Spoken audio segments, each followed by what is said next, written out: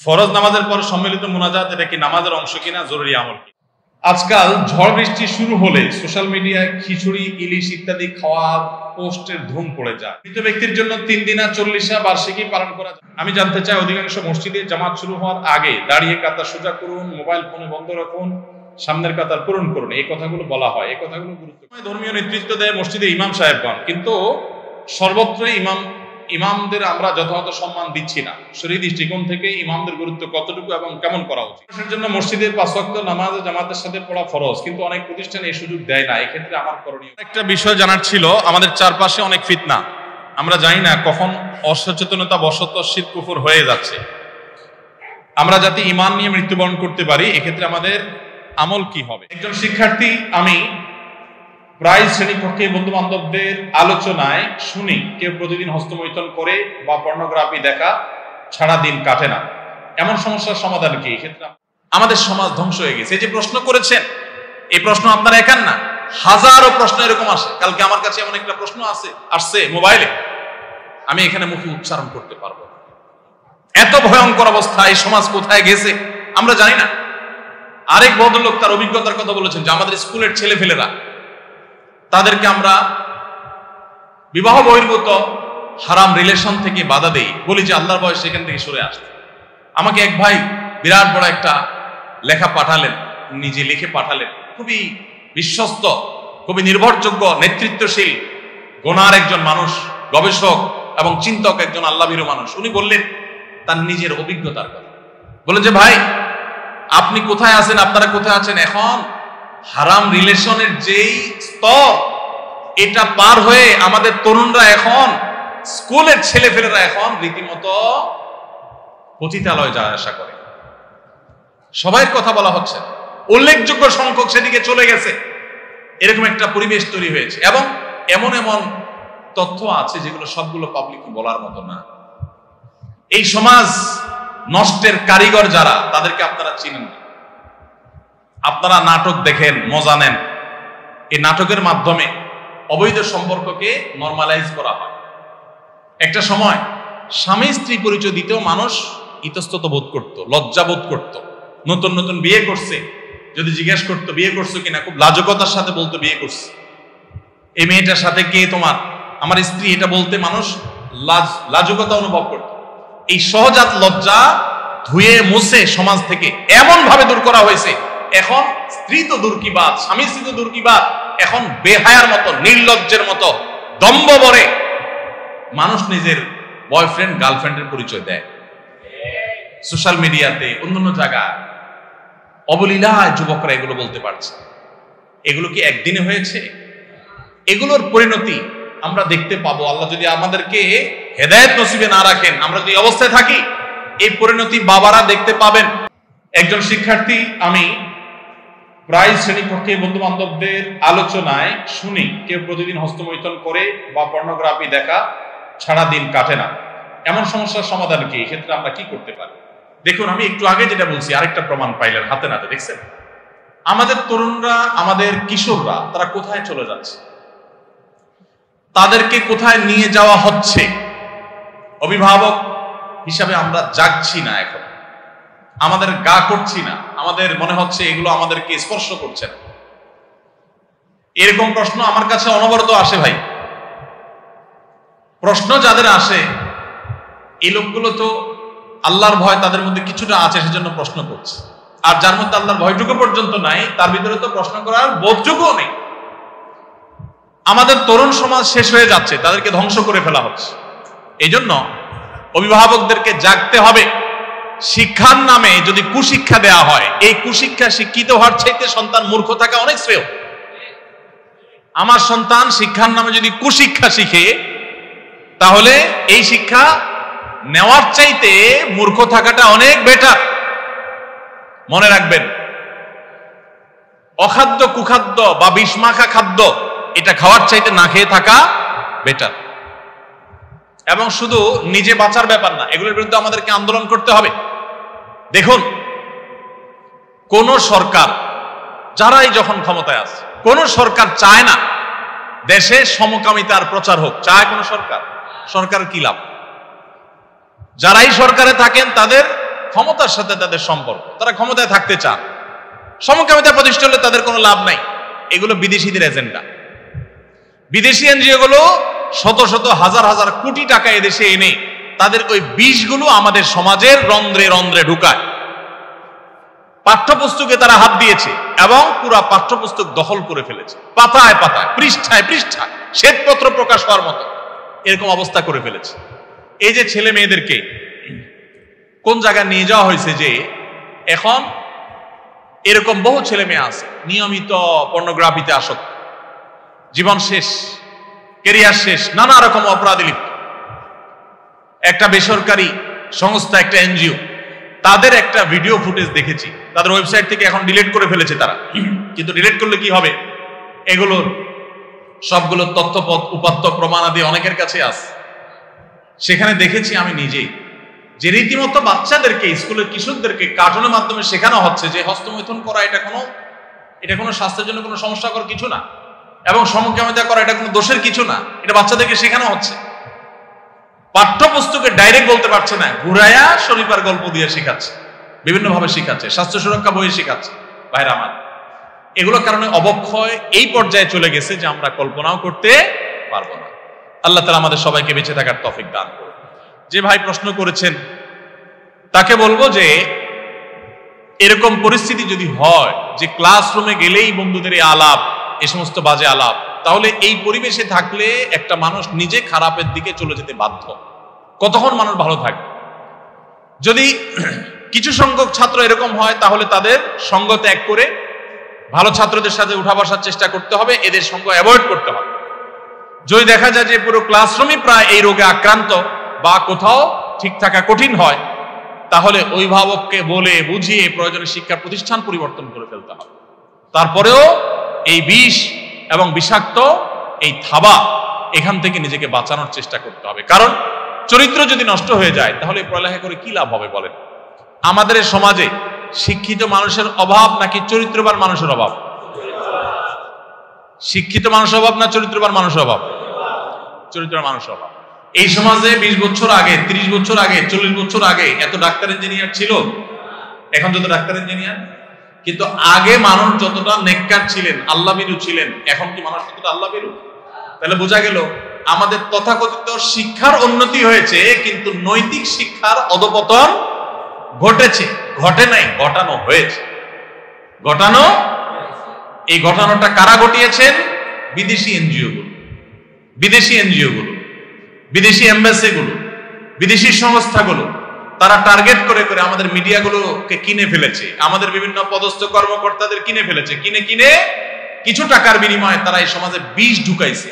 আমরা বিনোদনের নামে, তামাশার নামে সেগুলোকে আরো এনজয় করছি। সেগুলো যে বিষ এটা আমরা বুঝছি না। নিজের ছেলেটা যখন শেষ হয়ে যায়, নিজের মেয়েটা যখন শেষ হয়ে যায়, তখন আমাদের হুঁশ ফিরে আসে। আল্লাহ তাআলা আমাদেরকে বেঁচে থাকার তৌফিক দান করুন। আমার একটা বিষয় জানার ছিল, আমাদের চারপাশে অনেক ফিতনা, আমরা জানি না কখন অসচেতনতা বশত শিরক কুফর হয়ে যাচ্ছে। আমরা যাতে ঈমান নিয়ে মৃত্যুবরণ করতে পারি, এক্ষেত্রে আমাদের আমল কি হবে?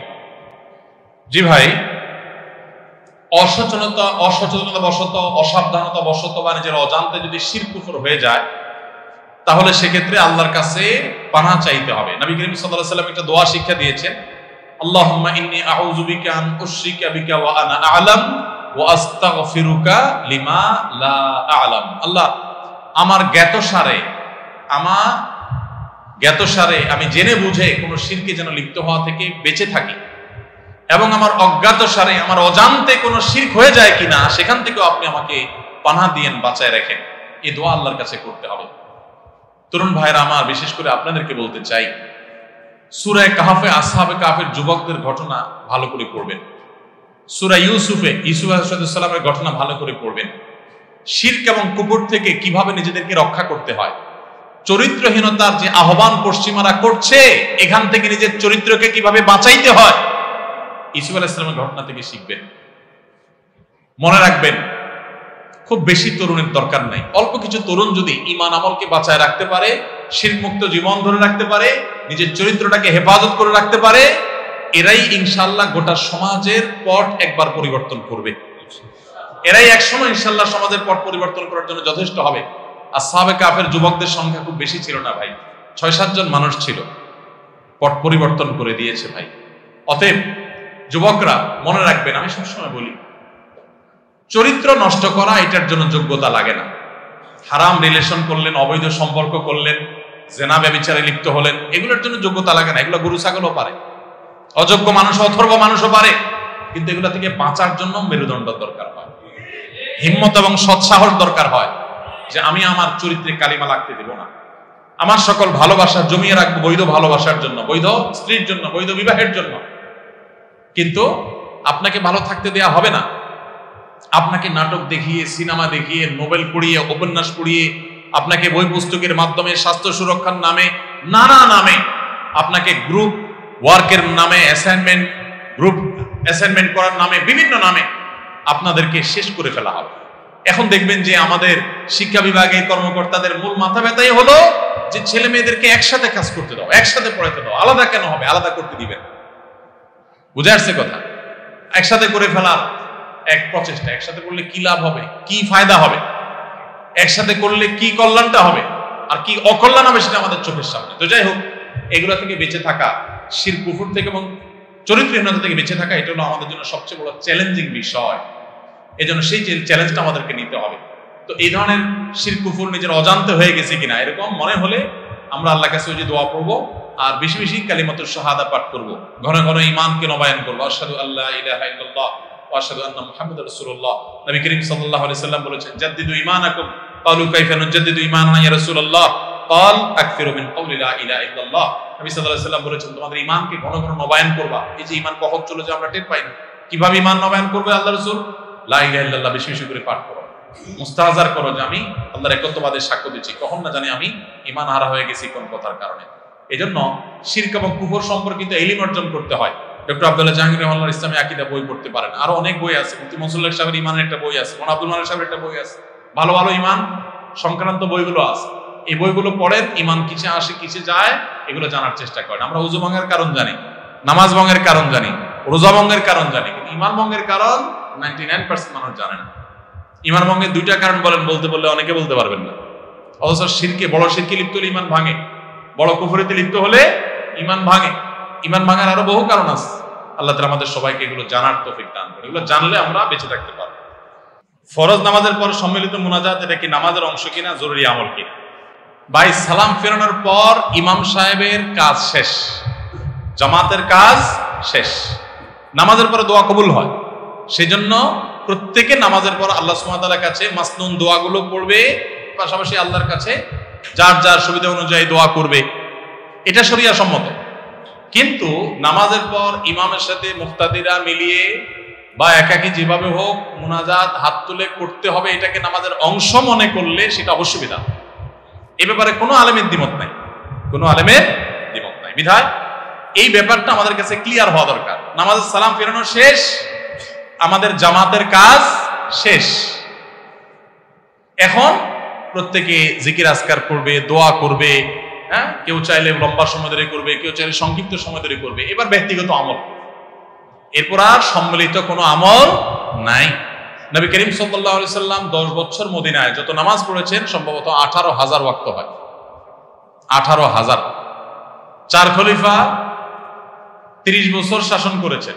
এই 30 বছর তারা ইমামতি করেছেন। এই 30 বছরে আরো 3-18, তাহলে মোট 4-18 কত হয়? 72,000 বার মসজিদে নববীতে ইমামতি করেছেন নবী করিম সাল্লাল্লাহু আলাইহি ওয়াসাল্লাম, তার 4 খলিফা মিলে 72,000 বার, কম বেশি। এত লম্বা সময় ধরে যদি 2-4 বারও সাহাবীদেরকে সাথে নিয়ে আমাদের মতো এরকম ট্র্যাডিশনাল দোয়া করাটাকে তারা জরুরি মনে করতেন, তাহলে যারা হাদিস সম্পর্কে সাধারণ ধারণা তারা বলতে পারবেন কি পরিমাণ হাদিস থাকতো। তাহলে নবী করিম সাল্লাল্লাহু আলাইহি ওয়াসাল্লাম জীবনে কোন একটা জিহাদে ফজরের পরে বিড়বিড় করে মুখ দিয়ে একটু আস্তে আস্তে দোয়া পড়ছেন, সাহাবীরা সব ধরে পড়ছেন, ইয়া রাসূলুল্লাহ আপনি কি দোয়া পড়ছেন আমাদের শিখায় দেন। সাহাবীরা এত বেশি আগ্রহী ছিলেন, সেখানে হাজার হাজার মানুষ উপস্থিতিতে এত হাজার হাজার বার নামাজ হয়েছে। কই কোনো হাদিস থেকে তো আমরা এটা পাই না যে সালাম ফেরানোর পরে সবাইকে নিয়ে ট্র্যাডিশনাল দোয়া করতেই হবে। হ্যাঁ, অবশ্যই নামাজের পরে দোয়া কবুল হয়। নবী করিম সাল্লাল্লাহু আলাইহি ওয়াসাল্লামের হাদিস রয়েছে যে ভোর রাতে এবং দুবরা কুল্লি সালাত, এই দুই সময় কি হয়? দোয়া কবুল। আমরা অবশ্যই দোয়া করতে পারি, কিন্তু দোয়াকে যদি আমাদের অংশ বানায় নেন, ইমাম সাহেবের ডিউটি বানায় নেন এবং এটাকে আবশ্যক করে নেন, তাহলে জরুরি মনে করে নিলে সেটা কি হবে? বেদাতে পর্যবসিত হবে। এখন আমাদের সমাজে এটা তো জরুরি হয়ে গেছে ভাই, হয় নাই? কোন ইমাম সাহেব যদি না করে চাকরি থাকবে? চাকরি থাকবে না। তাহলে বোঝা গেল মুসল্লির এটাকে কি বানায় ফেলছে? জরুরি বানায় ফেলাইছে। আল্লাহ বুঝার তৌফিক দান করুন। অনেক উলামা একরাম অবশ্য মুস্তাহাব বলেন, কিন্তু আপনার এটাকে যদি কেউ জরুরি বানায় ফেলায়, তাহলে সেক্ষেত্রে এটা যে বেদাত, এ ব্যাপারে কারোর কোনো সন্দেহ কোনো আলেমের দ্বিমত নাই। আজকাল ঝড় বৃষ্টি শুরু হলে সোশ্যাল মিডিয়ায় খিচুড়ি, ইলিশ ইত্যাদি খাওয়ার পোস্টের ধুম পড়ে যায়। এ বিষয়ে কিছু বলবেন কি? ভাইরা আমার, আমাদের এমন একটা প্রজন্ম আমরা এখন পেয়েছি, বা এমন একটা সময় আমরা পার করছি, ভোগবাদ আমাদেরকে এমন একটা জায়গায় নিয়ে গেছে যে এখন মানুষ শুধুমাত্র ফুর্তি করতে চায়। ফুর্তিবাজ একটা প্রজন্ম পেয়েছি আমরা। বিবেক, বুদ্ধি, বিবেচনা, ভালো মন্দ, হিতাহিত জ্ঞান কোনো কিচ্ছু পরোয়া করার সুযোগ নাই, শুধু ফুর্তি করতে হবে। কি করতে হবে? আপনারা সোশ্যাল মিডিয়াতে হয়তো অনেক ছবি দেখেছেন যে দাদা কিংবা নানা মারা গেছে, লাশের ছবির সাথে, লাশের সাথে এসে সেলফি তোলে দাগ বের করে। এরকম প্রজন্ম এখন তৈরি হয়েছে। ভোর রাত সাহারির সময় দোয়া কবুল হয়, কান্নাকাটি করার সময় সাহারি পার্টি হয়, ফুর্তি। কান্নার সময় কি করতেছে? ফুর্তি। অর্থাৎ দরকারে বেদরকারে, জায়গায় বেজায়গায়, সময় অসময়ে জাস্ট ফুর্তি করো, জাস্ট আনন্দ করো। ভোগবাদ এবং বস্তুবাদ আমাদেরকে এমন একটা জায়গা নিয়ে গেছে, সব জায়গায় দেখবেন শুধু ভোগের উন্মাদনা, শুধু ভোগের আয়োজন, শুধু ভোগের উস্কানি, কোথাও ত্যাগের কথা পাবেন না। ইসলাম মানুষকে ত্যাগের কথা বলে। এই যে আপনার যত নববর্ষ আছে, ইংরেজি নববর্ষ বলেন, বাংলা নববর্ষ বলেন, যত নববর্ষ আছে, এগুলো সবগুলো কিসের কথা বলে? খাও দাও, ফুর্তি করো, ইলিশ খাও, পান্তা খাও, ভালো জামা পরো, শাড়ি পরো, ফুর্তি করো, তাই না? কোনো ত্যাগের মহিমা নাই, ত্যাগের কোনো শিক্ষা নাই।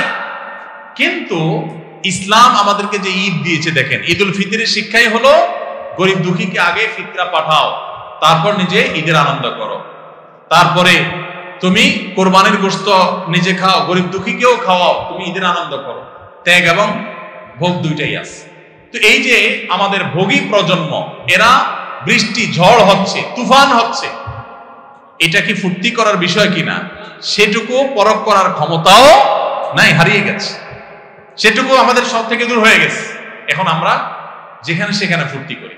সোশ্যাল মিডিয়াতে আমরাও দেখেছি, আপনারাও দেখেছেন, ঝড় বৃষ্টি শুরু হলে সোশ্যাল মিডিয়াতে আমরা দেখতে পাই যে আমাদের অনেকেই ফুর্তি করছেন এটা নিয়ে। প্রচন্ড ঝড়ে গাছপালা সব ভেঙে চৌচির হওয়ার উপক্রম, চতুর্দিকে ভাঙনের আওয়াজ, এবং সমুদ্রের তীরে নদীর পাড়ে থাকা মানুষ, গ্রামে থাকা মানুষ, তাদের কষ্ট এবং হাহাকার শুরু হয়। কারোর ঘর জপজপ করে সেখানে পানি পড়ে, কারোর ঘর ভেঙে উড়িয়ে বাতাসে নিয়ে যায়, নানা রকমের সমস্যা হয় এবং জলাবদ্ধতা মানুষের কষ্ট হয়, অনেক মানুষের অসুবিধা তৈরি হয়। যেই ঝড়, যেই তুফান, যেই বৃষ্টি, যেই প্রাকৃতিক দুর্যোগ আমাদের নানা রকমের বিপদ ডেকে আনে, অনেক মানুষের কষ্ট ডেকে আনে, সেটা আমার ফুর্তির কারণ কিভাবে হয়? আবার সেটা সোশ্যাল মিডিয়াতে আমি প্রচার করছি যে আমি এই ঝড়ে বাসা বসে বসে খিচুড়ি খাচ্ছি, এটা খাচ্ছি, সেটা খাচ্ছি। ওই যে ফুর্তিবাজ একটা প্রজন্ম আমরা পেয়েছি। এখন ফুর্তি করা, যে কোনো মূল্যে আমাকে ফুর্তি করতে হবে, সব মরিচা হয়ে যাক, আমাকে ফুর্তি করতে হবে, এরকম একটা প্রবণতা আমাদের মধ্যে আসছে। আল্লাহ তাআলা আমাদেরকে হেদায়েত দান করুন। ভাইরা আমার, খিচুড়ি খান আপনি, এটা তো জায়েজ কাজ, সমস্যা নাই। ইলিশ খান আপনি, জায়েজ কাজ, সমস্যা নাই। কিন্তু যে ঝড় তুফানে আল্লাহর দিকে মনোনিবেশ করার কথা, আল্লাহর ভয়ে সন্ত্রস্ত থাকার কথা। নবী করিম সাল্লাল্লাহু আলাইহি সাল্লাম আকাশে যখন মেঘমালা দেখতেন, তখন অনেক সময় ভয়ে আল্লাহ রাব্বুল আলামিনের দিকে রুজু করতেন, মসজিদে চলে আসতেন, আল্লাহর কাছে পানা চাইতেন। কারণ আদ সামুদ জাতি, এই খিচুড়ি খাওয়া প্রজন্মের সাথে আদ সামুদ জাতির সাথে একটা মিল আছে। মিল হলো, কোরআন খুললে দেখবেন আদ সামুদ জাতি পৃথিবীর ধ্বংসপ্রাপ্ত জাতি, যাদের ধ্বংসাবশেষ এখনো পৃথিবীতে আছে, জর্ডানে আছে, সৌদি আরবের আল উলা নামক শহর, মাদায়েন সালেহ কোরআনে বর্ণিত শহর এখনো আছে এবং তাদের ধ্বংসাবশেষ আছে। আমার সেখানে যাওয়ার সুযোগ হয়েছে, আমি দেখেছি। ভাইরা আমার, এই আদ সামুদ জাতি, তাদের উপর যখন আল্লাহর আযাব আসছে, তারা ওইটাকে এনজয় করছে, তারা ওইটা নিয়ে ফুর্তি করছে। ও সুন্দর বাতাস বইছে, হ্যাঁ, মেঘমালা আসছে, তারা মনে করছে যে আমাদের জন্য বোধহয় ভালো কিছু আসছে, কিন্তু সেটা তাদেরকে ধ্বংস ডেকে আনছে। তো একজন ইমানদার তিনি আল্লাহর ভয়ে সন্ত্রস্ত থাকবেন, তিনি ঝড় বৃষ্টি থেকে আত্মরক্ষার জন্য সর্বাত্মক প্রচেষ্টা করবেন, সতর্কতা থাকবেন, অন্যদেরকে সতর্ক করবেন, পাশাপাশি তিনি আল্লাহর কাছে পানা চাইবেন যেন আল্লাহ তাকে ক্ষয়ক্ষতি থেকে বাঁচিয়ে রাখেন। তিনি ফুর্তি করবেন না, সব জায়গায় ফুর্তি করা। এই যে দেখেন চন্দ্রগ্রহণ সূর্যগ্রহণ, এটাকে এনজয় করে এখন আছে, তাই না? দূরবীন দিয়ে দেখে চন্দ্রগ্রহণকে এনজয় করছে। এই কথাগুলো বলাটাও এখন এমন একটা পর্যায়ে চলে গেছে, আমরা এমন লেভেলে চলে গেছি যে এগুলো শুনলে মনে হয় সেকেলে পুরান কথাবার্তা কি বলে। ভাইরা আমার, আল্লাহর আযাব বা গজব যখন আসবে, প্রতিদিন আসে না, প্রতি বছর আসে না, যখন আসবে এরকম অবচেতন অবস্থায় আসবে। আল্লাহ রাব্বুল আলামিন আমাদেরকে হেদায়েত দান করুন। ভাইরা আমার, ঝড় বৃষ্টি শুরু হলে আল্লাহর কাছে পানা চাইতে হবে, দোয়া করতে হবে। আপনি ভালো করে রান্না করে খান, সেটা আপনার ব্যাপার, কিন্তু সোশ্যাল মিডিয়াতে প্রচার করছেন, আপনি এনজয় করছেন বিষয়টাকে, এটা একজন মুসলমানের ধ্যান ধারণা, তার বিশ্বাসের সাথে যায় না। আল্লাহ আমাদেরকে বোঝার তৌফিক দান করুন। মৃত ব্যক্তির জন্য 3 দিনা 40 বার্ষিকী পালন করা যাবে কিনা, এই প্রশ্ন তো বহু জায়গায় আমরা দিয়েছি ভাই। কোন মানুষ মারা গেলে ওই ব্যক্তির তরফ থেকে দান সাদাকা করেন, গরিব দুঃখী খাওয়ান, এগুলো জায়েজ কাজ। কিন্তু মারা গেলে 3 নম্বর দিন, 7 নম্বর দিন, কুলখানি, 40তম দিন বিশেষ অনুষ্ঠান করা, বিশেষ করে ভোজন অনুষ্ঠান করা, যে মানুষ মারা গেলে তার মৃত্যুকে কেন্দ্র করে এলাকা মানুষকে একত্র করে খাওয়াইতে হবে, আত্মীয় স্বজন থেকে খাওয়াইতে হবে, এটা মূলত হিন্দুদের শ্রাদ্ধ থেকে এসেছে। আপনি গুগলে গিয়ে এখনই শ্রাদ্ধ লেখে সার্চ দেন, তালিব বেশ রপলা আকার দয়ের পিঠে বড় ধ, শ্রাদ্ধ লিখে সার্চ দেন, আপনি অনুসন্ধান চালান, দেখতে পাবেন যে হিন্দু ধর্ম মতে কোনো মানুষ মারা গেলে ওই ব্যক্তির আত্মীয় স্বজনদেরকে, যদি এলাকাবাসীকে, আত্মীয় স্বজনকে এবং সর্বস্তরের মানুষকে, গরিব দুঃখীকে যদি খাওয়ান দাওয়ান দেওয়া না হয়, তাহলে ওই ব্যক্তি স্বর্গে খাওয়ান দাওয়ান পায় না। এই জন্য হিন্দু ধর্ম মতে খাওয়ান দাওয়ান দিতে হয়, তাহলে ওই ব্যক্তি পায়। এটা তাদের ধর্মীয় বিশ্বাস, তাদের ব্যাপার। ইসলামে এরকম কোনো কথা নাই যে মানুষ মারা গেলে মৃত ব্যক্তির আত্মীয় স্বজন বা এলাকাবাসী সবাইকে খাওয়ান দাওয়ান করাইতে হবে। এটা হিন্দুদের শ্রাদ্ধ থেকে আসছে আমাদের সমাজে, মুসলমানদের মধ্যে। ইসলাম বরং উল্টাটা বলে। ইসলাম বলে কোনো মানুষ মারা গেছে, এই ব্যক্তির আত্মীয় স্বজন তাদের মনটা খারাপ, প্রিয়জনকে হারাইছে, এলাকাবাসীর কর্তব্য তাদেরকে খানা খাওয়ানো, তাদের বাসায় খাবার পাঠাবে। নবী কারীম সাল্লাল্লাহু আলাইহি ওয়াসাল্লাম নির্দেশ করেছেন এক সাহাবীর মৃত্যুর পর যে তোমরা তার পরিবারের জন্য খাবার প্রস্তুত করো, কারণ তাদের এই বিপদে তাদের মন খারাপ, রান্না বাড়া করার মতো মানসিকতা নেই, তোমরা খাবার খাও। আমাদের সমাজে খানা ঠিকই দেয়, মানুষ মারা গেলে ওই ফ্যামিলিকে, মৃতের আত্মীয় স্বজনদেরকে, আশপাশের লোকজন খাবার ঠিকই দেয়, 2-4 দিন 2-4 বেলা খানা দিয়ে এরপরে সুদে আসলে একসাথে তুলে নেয়। বুঝেন নাই কথা? মানুষ মারা যাওয়া, আমার বাবা মারা গেছে, আমার দাদা মারা গেছে, মনে করেন আমি গরু জবাই করে পুরো এলাকা মানুষ খাওয়াইতে হবে, কেন ভাই? কি জন্য খাওয়াইতে হবে? মানুষ খাওয়ায় কখন? খুশি হলে। খাওয়ায় কখন? যেমন ছেলে হয়েছে, ছাগল জবাই করে আকিকা খাওয়া, বিয়ে করছেন, গরু জবাই করে অলিমা খাওয়া, ছেলে পাস করছে, মিষ্টি কিনা খাওয়া। তো সাধারণত মানুষ ফুর্তির কোনো, আনন্দের কোনো সংবাদ পাইলে তখন মানুষ সাধারণত, এখন ভাই আমার বাপ মারা গেছে, আমার দাদা দাদি মারা গেছে, আমার মনটা তো এমনিই খারাপ, আমি গরু জবাই করে পুরো এলাকা মানুষকে সামিয়ানা টাঙায় খাওয়াবো, এটা মানেটা কি? মিনিংলেস একটা কাজ। এবং শুধু মিনিংলেস না, এটা ওই যে হিন্দুদের থেকে এসছে। আমাদের সমাজে এটা এমন ভাবে প্রতিষ্ঠিত হয়েছে যে এইটা না করলে কোনো উপায় না। কেউ না পাইলে এলাকাবাসী বলে যে লোকটা কি পোলাপান রেখে গেছে, এত কৃপণ, এরা কাউকে একটু হাত ধোয়াইলো না, কাউকে একটু হাতও ধোয়াইলো না, পানির তল পড়ছে, নিজের হাত আপনি নিজে দন। আসলে হাত ধোয়ানো তো মতলব না, মতলব কি? খাওয়ান। এটা জুলুম ভাইরা আমার, এবং এই কালচারের বিরুদ্ধে আমাদের দাঁড়ানো দরকার। মা বাবার পক্ষ থেকে আপনি গরিব দুঃখীদেরকে খাবার দেন যে কোনো সময়, এটা ভালো কাজ।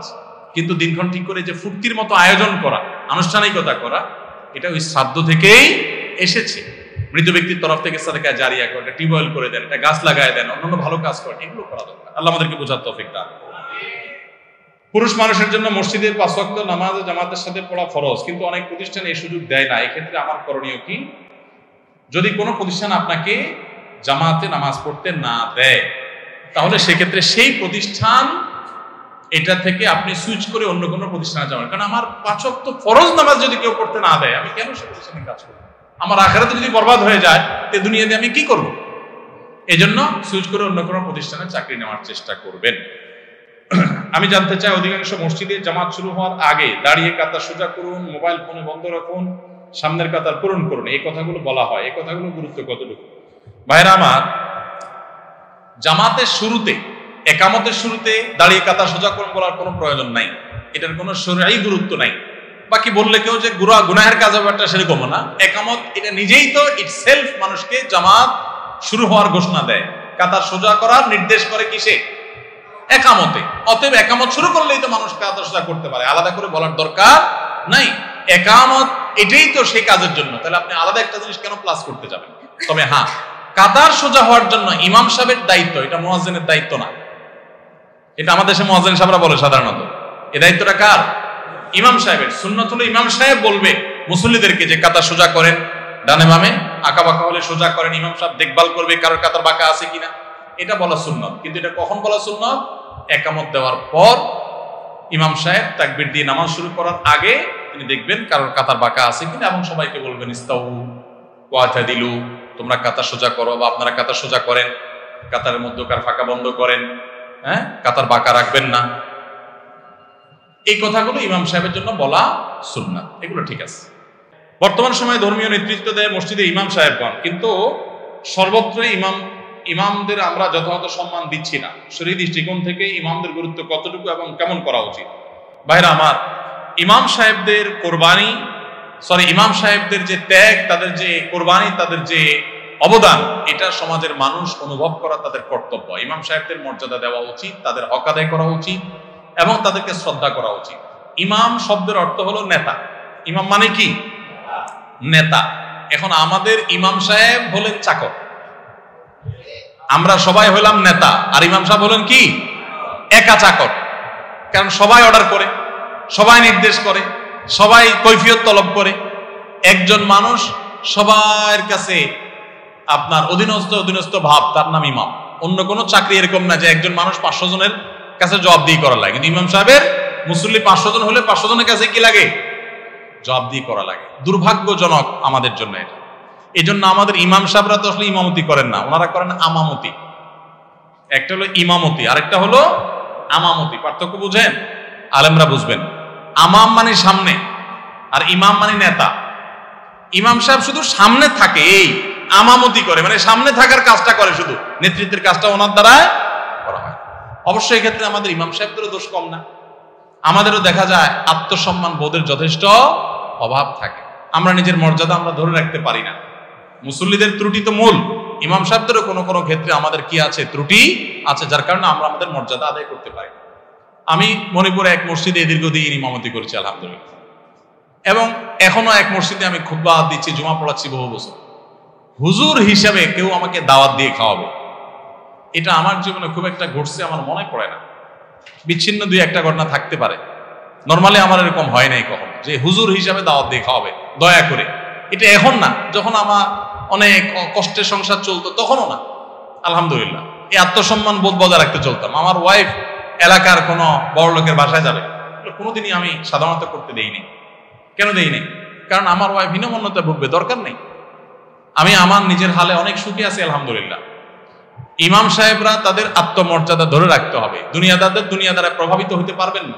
তাদের ব্যক্তিত্ব বোধ থাকতে হবে, দায়িত্ববোধ থাকতে হবে, চাকরির বাইরে উঠতে হবে, তাহলে সমাজের জন্য অনেক কিছু করা যাবে। তখন সমাজ ইমাম সাহেবের কদর করতে বাধ্য হবে। আবার সমাজের মানুষকেও বুঝতে হবে যে ইমাম সাহেব আল্লাহ সুবহানাহু ওয়া তাআলা তাকে কোরআন ইলম দিয়েছেন, তিনি নবীর ওয়ারিস, অতএব তার মর্যাদা অনেক বেশি। এজন্য ইমাম সাহেবদের কদর করতে হবে। আর যদি আমরা না করি, মনে রাখবেন চাকরের পিছনে নামাজ পড়া জায়েজ নাই। জায়েজ নাই এর মানে নামাজ হবে না তা না, মানে ইমাম সাহেবকে আপনি চাকরের মতো ট্রিট করলেন, এটা জায়েজ কাজ হবে না। আল্লাহ আমাদেরকে বুঝার তৌফিক দান করুন। ইমাম সাহেবদের ইজ্জত করবেন, সম্মান করবেন, আর না হলে কপাল নিজেরটা পড়বে, মনে রাখবেন। নবীদের ওয়ারিসদের সাথে অসম্মানজনক আচরণ করবেন, কপাল নিজেরটাই পড়বে, আর কারোটা পড়বে না।